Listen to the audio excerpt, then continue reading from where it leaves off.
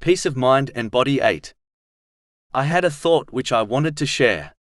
It is important for Muslims to fulfill the rights people have over them, such as their parents, according to the teachings of Islam. But they should not do this for the sake of people, nor should they go overboard in their duties by crossing the limits set by Allah, the Exalted.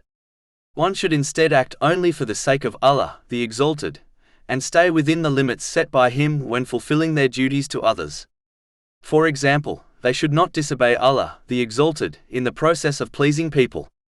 The problem with dedicating one's life and efforts to people, even if no sins are committed, is that a day will certainly come when this person will realize that they dedicated so much effort to people but in return obtained nothing significant from them, such as gratitude.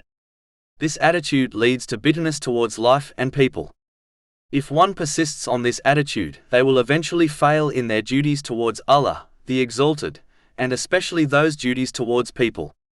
On the other hand, when one acts for the sake of Allah, the Exalted, irrespective of how little gratitude people show them, they will not become bitter as they acted for and hope reward from Allah, the Exalted.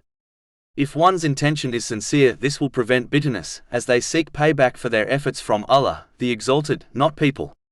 People might let them down through a lack of gratitude, whereas Allah, the Exalted, will reward them beyond their expectations.